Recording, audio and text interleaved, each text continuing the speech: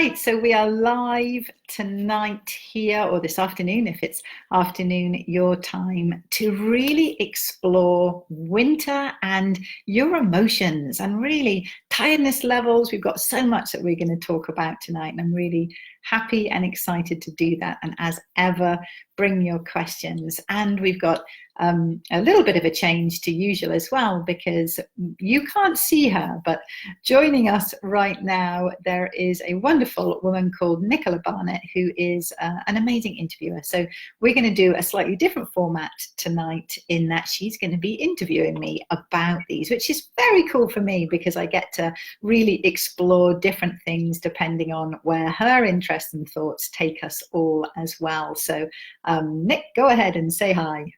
Hello, welcome. Thank you so much for having me. Everyone can hear me okay.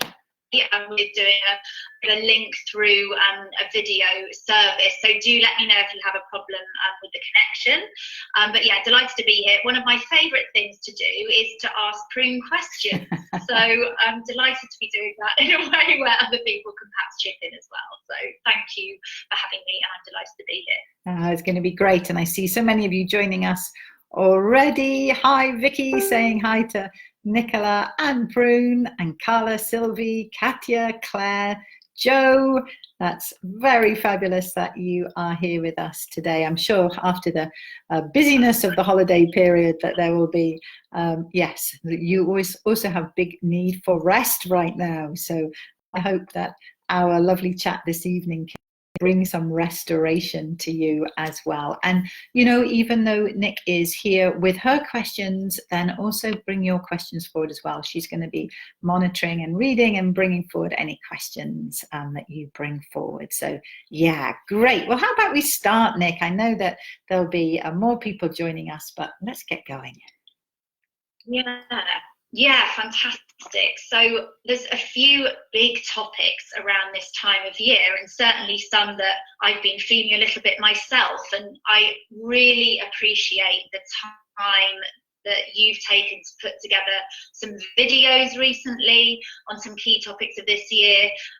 One of those that I saw a little while ago, a few days ago, was one surrounding anxiety. Yeah. And so my first question is, if you have a predisposition to anxiety, does that mean it creates a stronger pattern and it's just easier to go there? Does it really get entrenched, and is it very difficult to change? Well, yes and no. Anything can be changed in your energy field. Anything can be changed. And yet at the same time, something like anxiety is moving in a very set way. And I mean, it's pretty amazing when someone's working with anxiety and I look at them, then what's happening energetically is unlike any other emotion, unlike any other experience, because, well, let me say that there is a meridian in your energy system. So it's an energy pathway in your meridian system.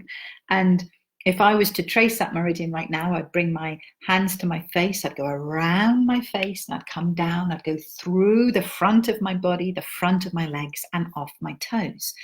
And that's the stomach meridian, which simply means that it's kind of linked into the stomach system.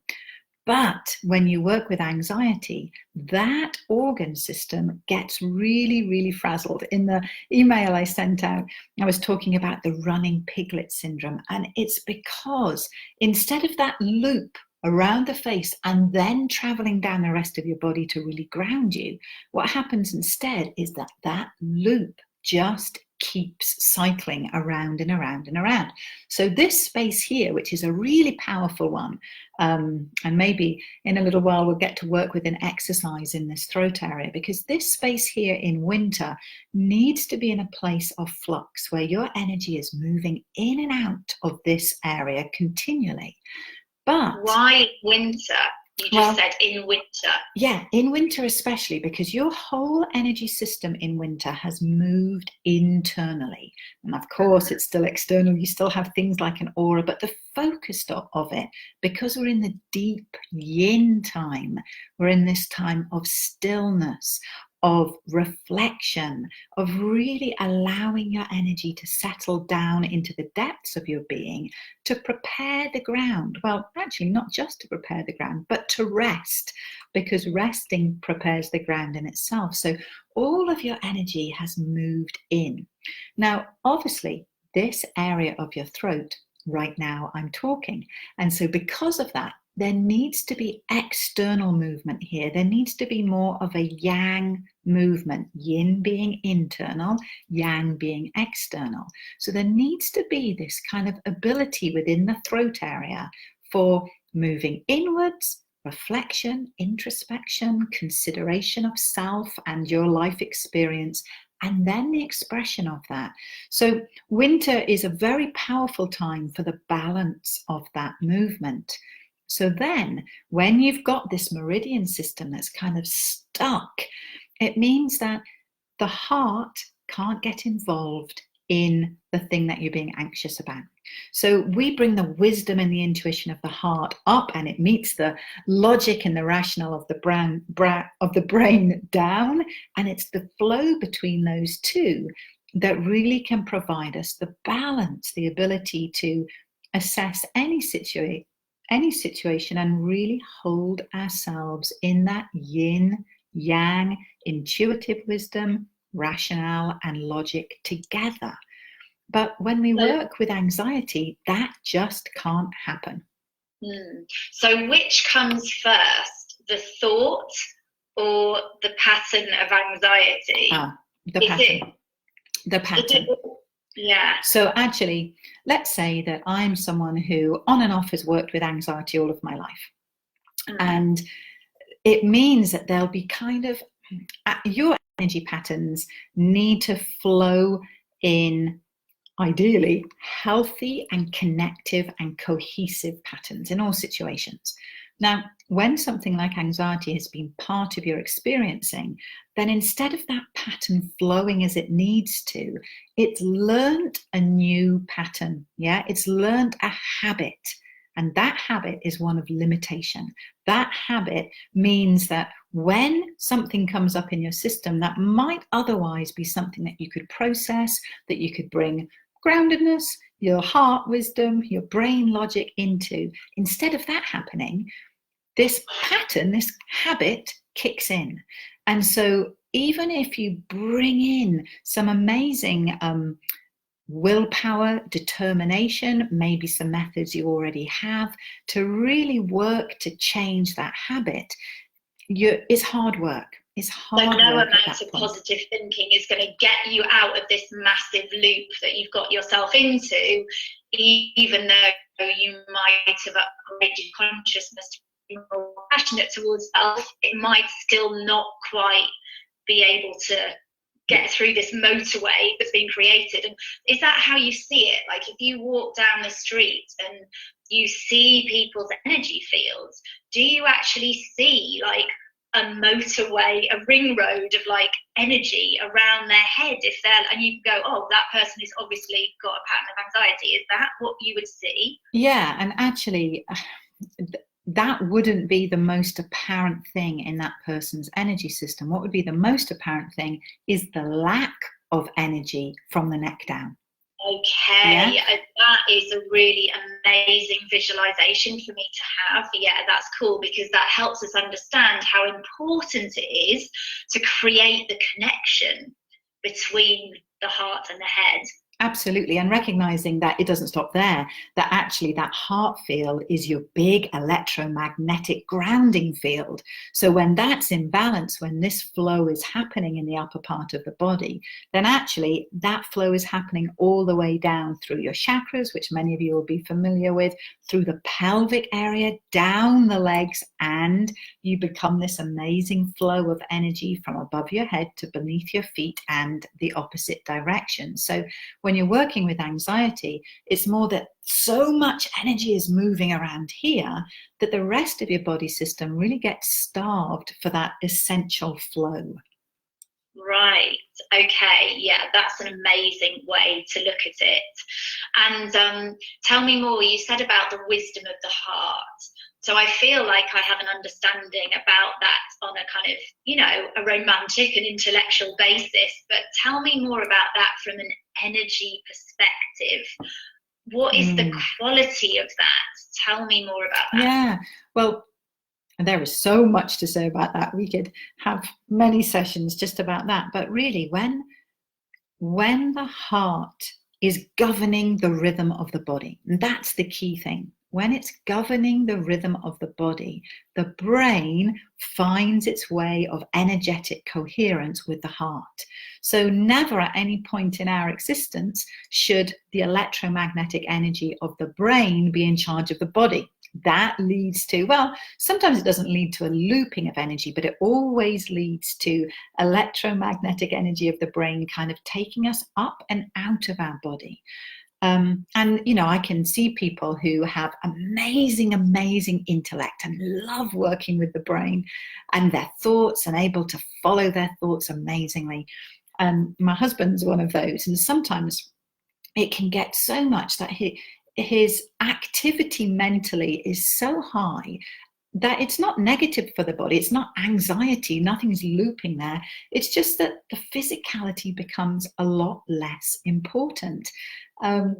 Now, fortunately, he also has a massive heart. And so this big heart field, when that's keeping the rhythm, then it's really the connection between the heart and the brain together. But it's really important because when that heart field loses its rhythm, everything in your energy system can become discombobulated. So instead of having this beautiful crossover pattern that's happening at the deep cellular level, right out to the auric level, instead of having this kind of organization and cohesion, when the rhythm of the heart stops being the prominent binder of the body, then anything can kind of go its own way much more easily. So that's a really important point. And when we've mentioned groundedness already, but when we talk about being grounded, for me, one of the definitions of groundedness is that energy is flowing through your system in a way that allows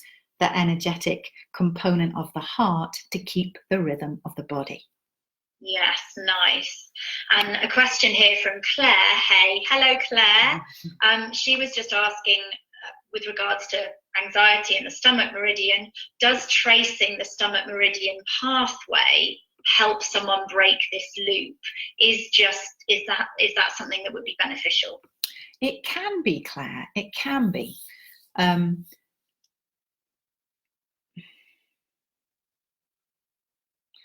If you're going to work in that way with it, then what I would always suggest is that you work the stomach meridian backward first. Yeah, so you'd rub your hands together. For those of you who aren't familiar where the stomach meridian is, you'd put your hands flat over the top of your feet, and you just very slowly, that's going to be the key to working with the stomach meridian for anxiety, is the slowness that you would trace it. Because remember, everything's going fast, everything's going frantically.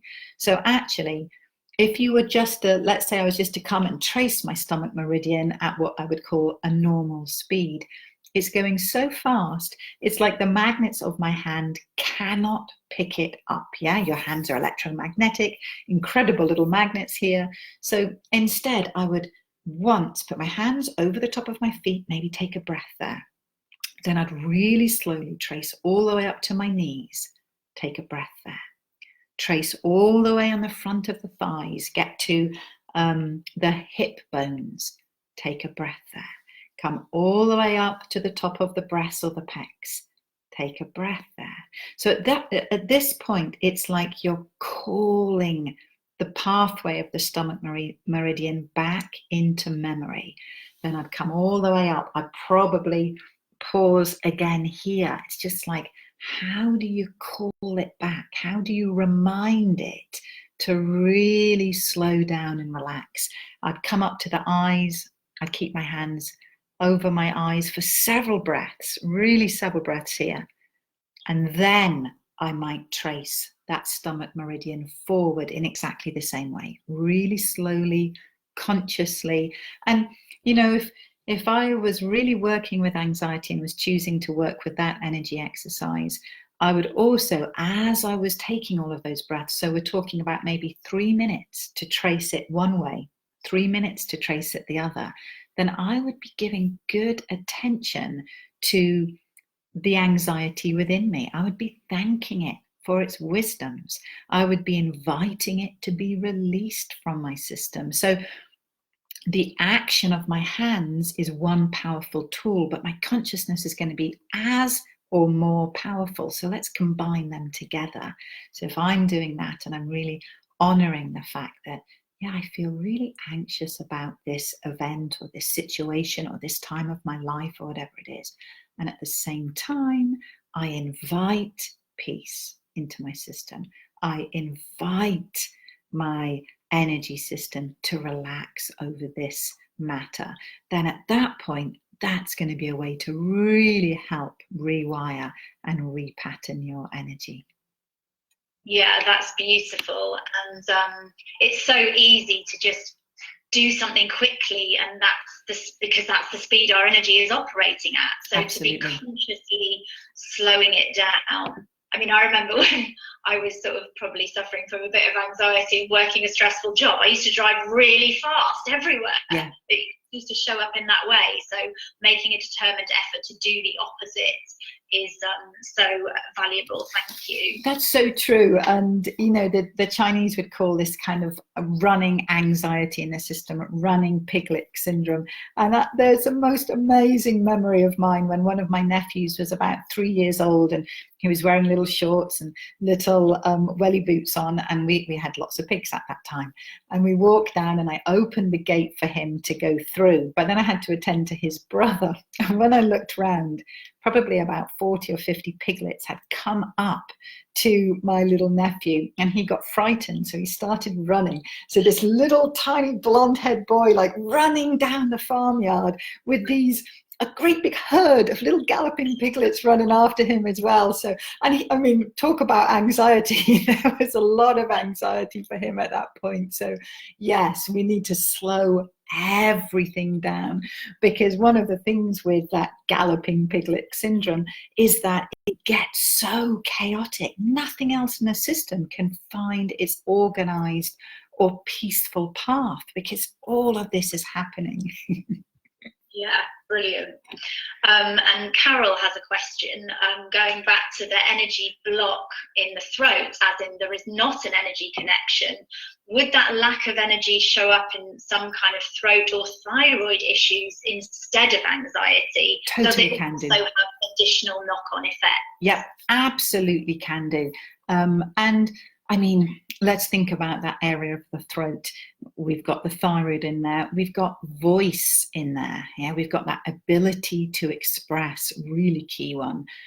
Also in the throat, there's an amazing sort of, and it comes back to what I was talking about, that yin-yang balance.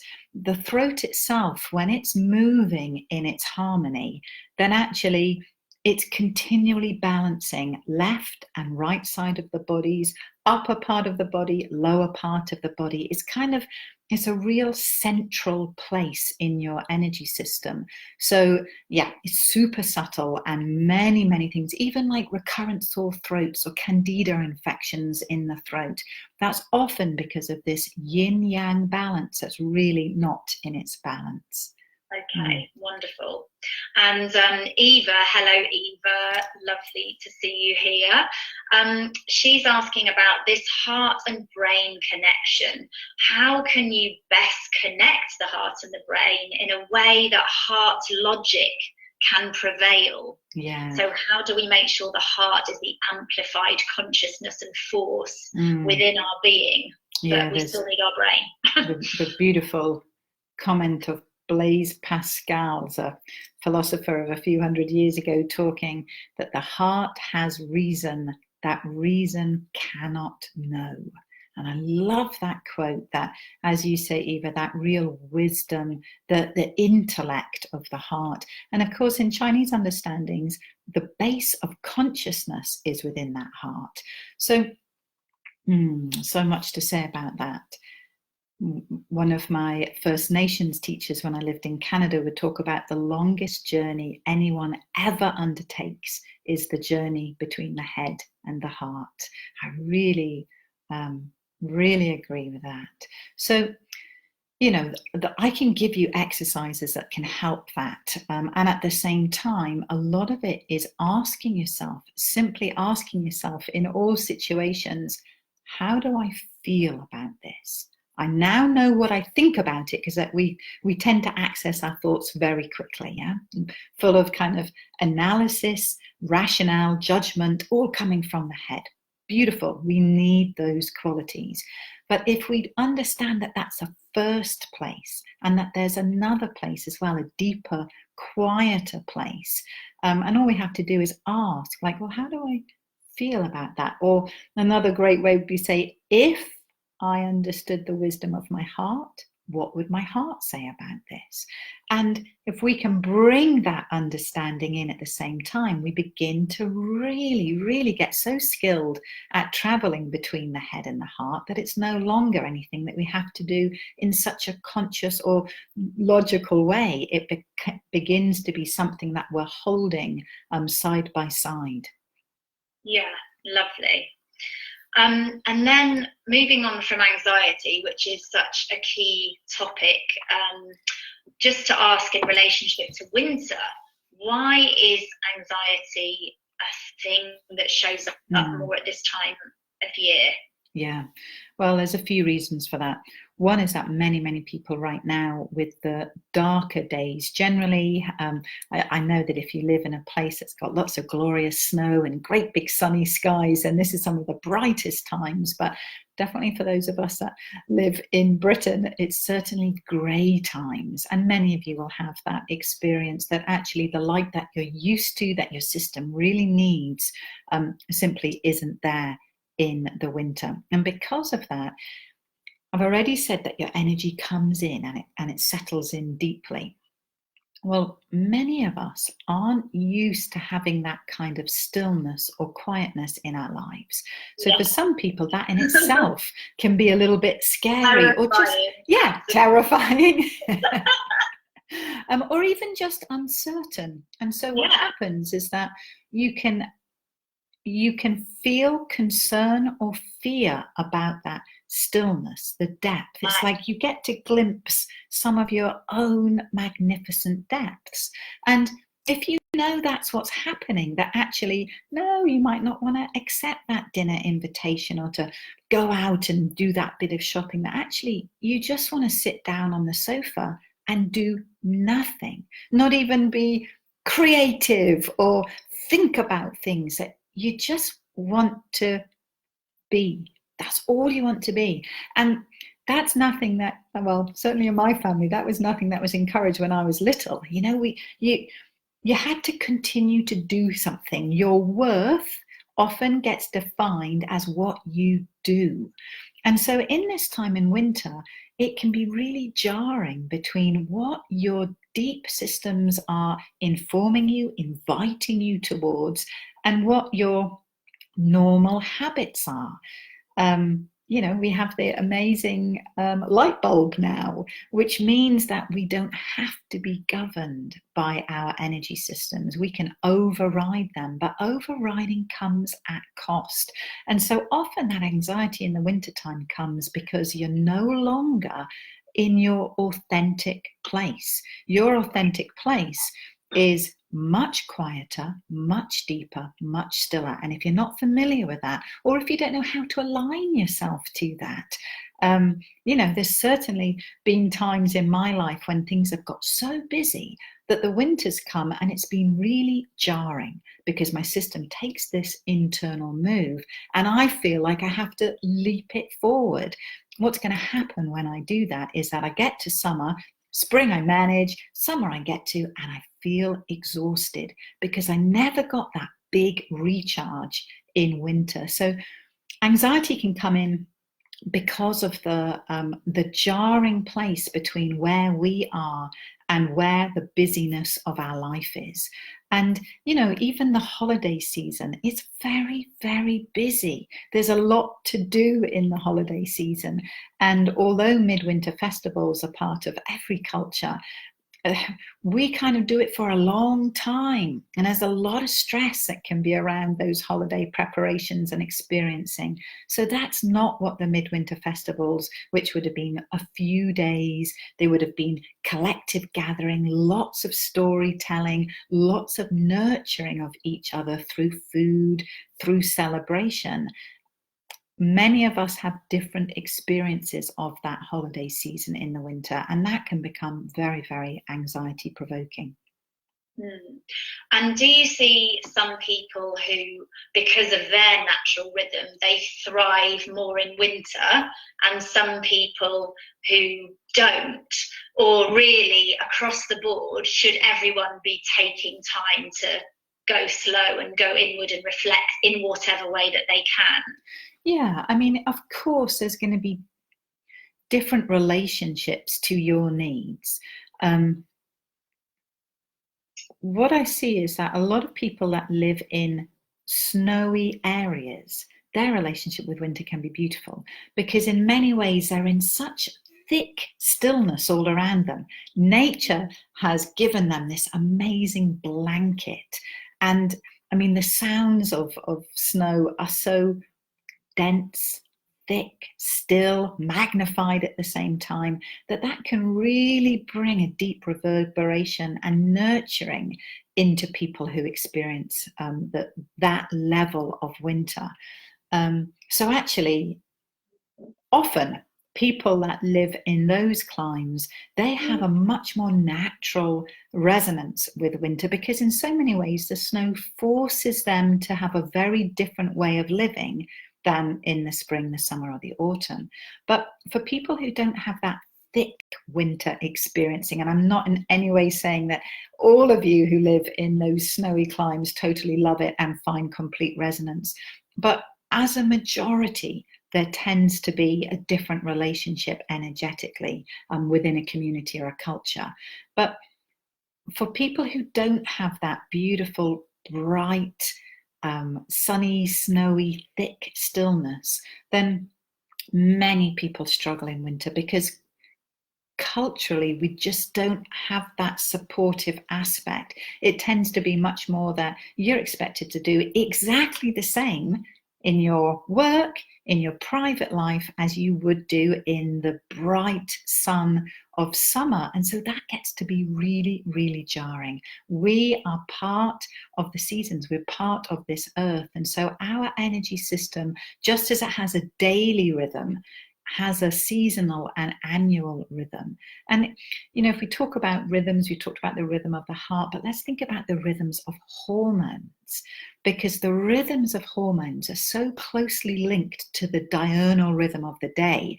Those days are so linked to the rhythm of the year and the seasons that actually that's another big factor why tiredness or anxiety can come up a lot in the winter.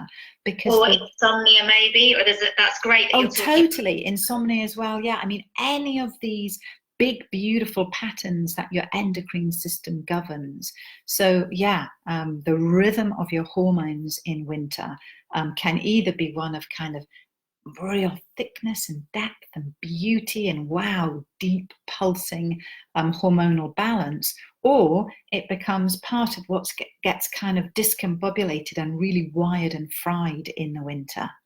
Yeah, and you said earlier, you remember one winter where you were so busy in the lead up to it, and then you kind of, it was a jarring, transition, and then you didn't have time to build your energy, and then you ran out in the following year. Yeah, so totally. What you're saying is, if someone does have an issue with hormones now, or insomnia now, or is generally just feeling a bit naturally tired, if we don't look to restore ourselves at this time of year, we are not setting ourselves up with the juice in the tank into 2020. It is that important. Yeah, absolutely, because this is the time. I mean, if I could see out my window right now, it's dark, but if I could see, I'd be looking at fields that have nothing on them.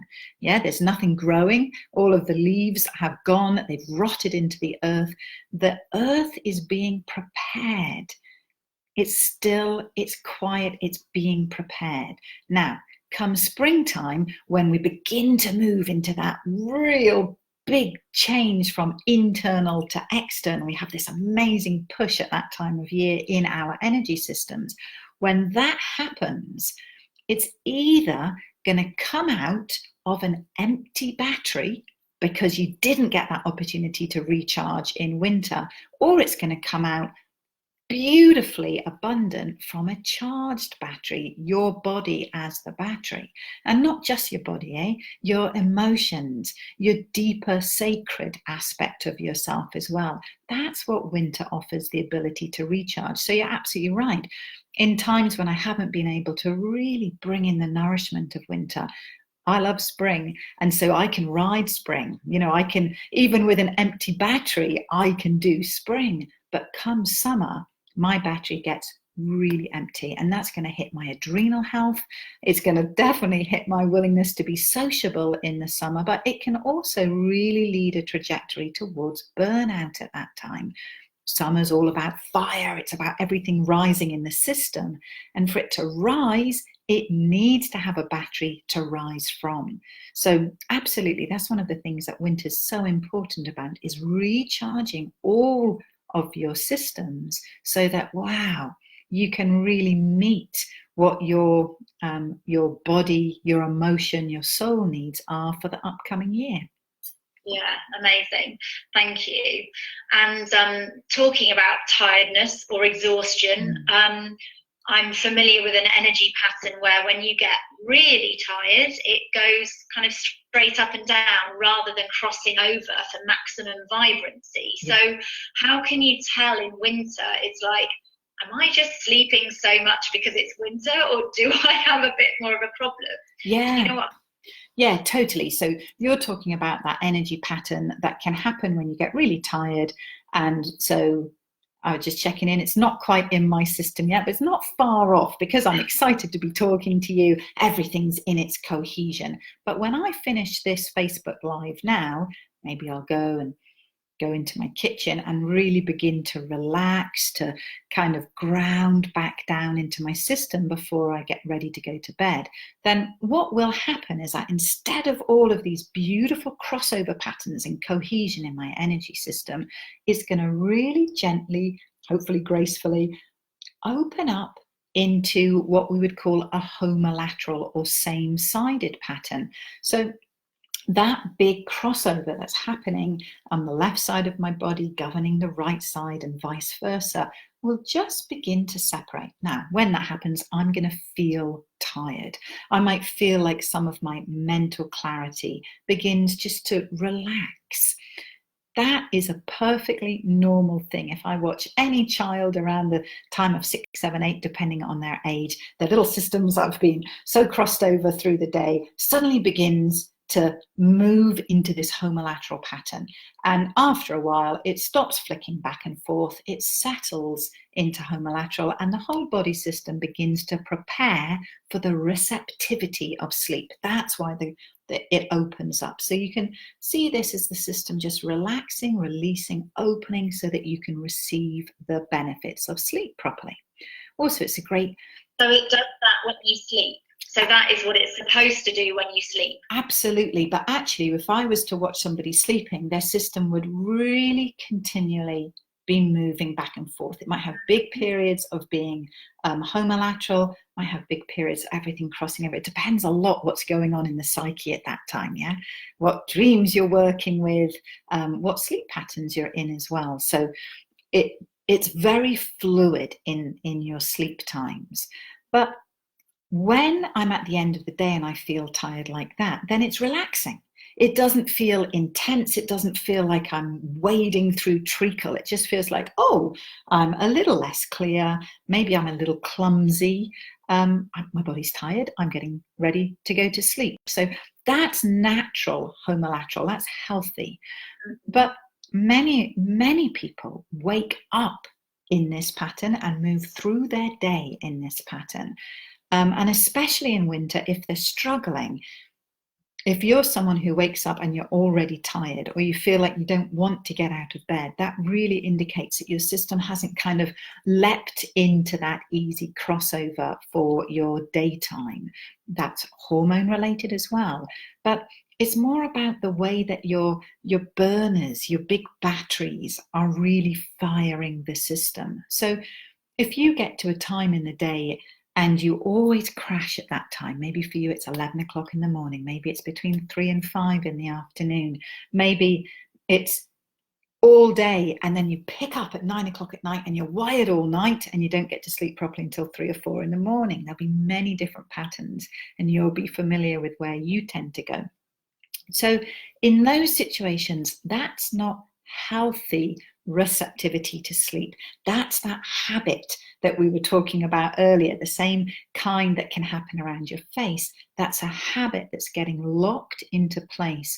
And winter, it's not that the season of winter makes you tired. It's that as you move internally, actually you need more time and stillness for that pattern, because it's going into the very depths of you. And if you don't get that time, that reflection, it doesn't even have to be sleep. Like sometimes the quality of sleep in winter can be quite light because you're getting lots of great rest.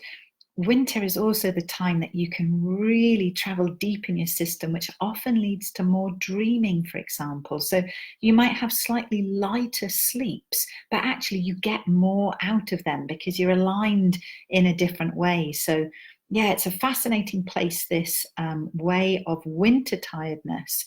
But if it's a struggle for you, that's not natural, that's not healthy. If you're feeling like, oh, I really don't like winter. Every time it comes, I get lethargic. I really struggle with tiredness. Then that's a habit that's come up in your energy system that we want to work to help move on. Yeah, that makes complete sense. And Celia says, can daily slow drumming help bring us into winter resonance? That sounds like a great idea. Yeah, beautiful. Yeah. Beautiful to use a drum, or even something like a Tibetan singing bowl, anything that just brings that harmony, that deep resonance. Some of you may use tuning forks, and you can get tuning forks at a very high vibration or a really thick, deep, low vibration. And absolutely, for many systems, that would be a really beautiful way to work. So drumming, humming, singing, anything that just nourishes and nurtures your system. Really gorgeous. Wonderful, thank you. And I would love to ask you more about a particular energy that is so important at this time of year and probably all year round. It's the kidney energy. And I know you're going to be working with this a lot in your upcoming course, which is the winter, the online course that Prune's going to be starting on the 6th of January, for those of you that don't know about that, called Restore and Rejuvenate. And it's really going to be giving you lots of tools and techniques and going in depth on all of these topics and really giving you the tools to amplify your winter. But can you just tell me why kidney is so important and what that looks like energetically at this time of year? Yeah, I like chocolate. Okay, so I always think of kidneys as kind of this thick chocolate energy in your body system. If you don't like chocolate and that doesn't work for you, that's fine too.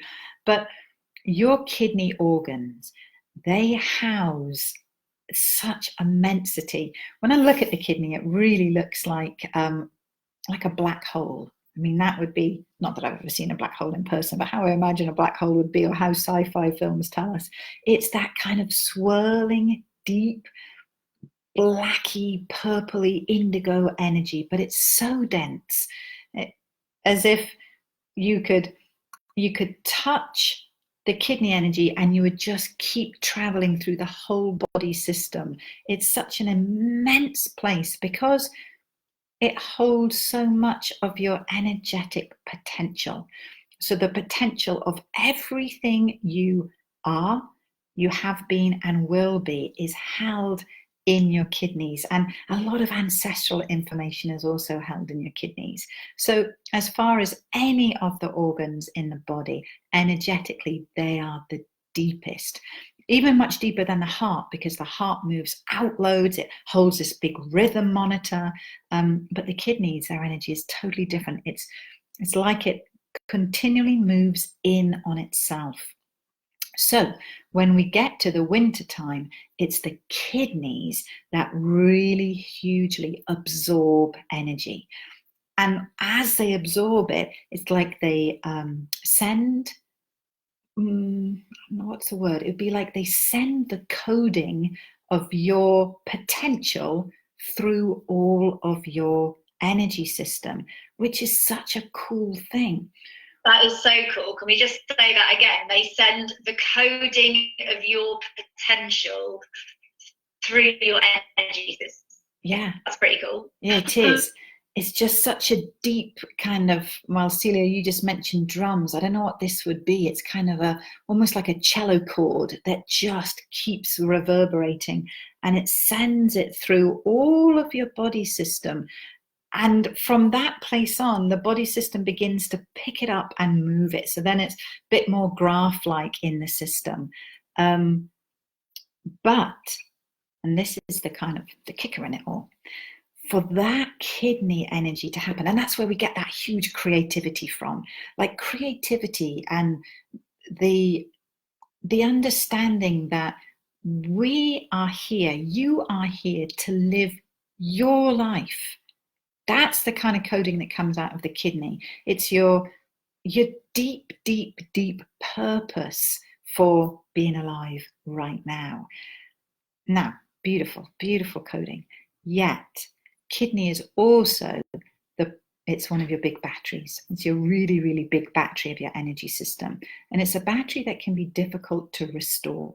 So actually, it's one of the reasons that winter is such a valuable time, because seasonally, it comes in and it allows the depth of your kidney energy to really become more fluid in the body. Now, if you're close to burnout, or if you know you run on adrenaline a lot of the time, then that will be pulling from your kidney energy so strongly. And that's, I guess, there's many reasons why I want to share more about the winter energy. But when you're running your kidney energy down, then actually it really is like you're using up your potential, but not in a way that makes it worthwhile doing it.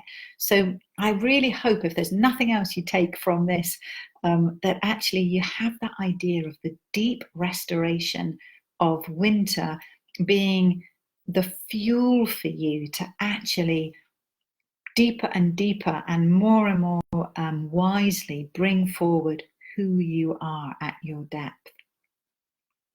Yeah, beautiful. And so, yeah, well, that's why I'm so excited to be starting on the 6th of January, this 31 days where we get to access that consciousness and wisdom that you've just shared, but also the practical tools to nourish our system. I don't want to get to summer and not have the energy to do everything that I want to create. So to know that I can learn some energy medicine tools from you and spend 15 minutes a day on myself, it doesn't have to be ages. That feels so exciting. Because of what you just shared. So yeah, I cannot wait for that. And if anyone else is also excited about that, you can sign up on Prune's website, or basically join us. It's going to be good. Yeah, it's such a key time, and it's interesting, isn't it? Because I see all kinds of programs in spring, and I see programs in summer, but winter is almost like this time that we just don't realize how amazing it is. If we talk about winter, sometimes it's about the beauty of winter, but often it's about the drudgery of it, and we just can't wait till spring. But actually, winter is so precious and it's so vital. So yeah, I remember working with one person in my practice when I was in Canada, and it was really interesting because there was a dryness in her system. It was like there was no nourishment anywhere in her body, and yet she lived a very joyous life. She ate really well. She nurtured herself in lots of ways, and yet she felt there was this bottom line emptiness in her system. She didn't have any particular health problems, but she just couldn't connect into her fullness in any way. And she came because that's what she identified. And I looked at her system, and it just had this kind of, well, I can only say the word dryness. And I said to her, what do you do in winter? And she said, oh, I haven't experienced a winter for 7 years. We own a boat and we sail in the autumn. We sail from Canada down to Florida every winter. And I said, well, that's it. Nothing. There's no point us doing anything. There's no point us working on any of your systems. Just this winter, stay at home. And so she stayed in Canada, and that amazing juiciness came back into her system, because we need that time. We need the balance. We are essentially creatures of the earth, and to be in rhythm with those seasons, wow, just allows us to be that vibrant person. Fabulous. Okay, I'm looking at the time here, Nick, and I'm thinking that we are good. That was great. I want to finish with one last thing, because I think we started talking about the throat, but I just want to give a really, really simple exercise for you of working with the throat. And oh my goodness, this will be something that I do several times a day for just a few seconds. And I'll reach my hand up and I'll take it over to one side. So like I'm really wrapping my hand around the whole of the back of the neck. And then I just smooth through the throat, right through the center, and down the chest, down actually to the hip I tend to go. And then I do it the other way. And I will just keep crossing over with both of those. Sometimes I'll take it down to the shoulders, but actually it just feels so good to take it through the neck again and again and again. And then I'll just stretch from the middle of the throat up to the point of the chin and down to the chest. So yeah, wow, that always just opens and helps that yin yang energy balance. Beautiful. So thank you so much for being here with me and with Nick. And Nick, thanks so much for your great questions and making this even more fun for me. Thank you. All right, I'm going to finish here. And yeah, I look forward to working with you in the program from the 6th. That's Monday. All right. Bye-bye. Much love.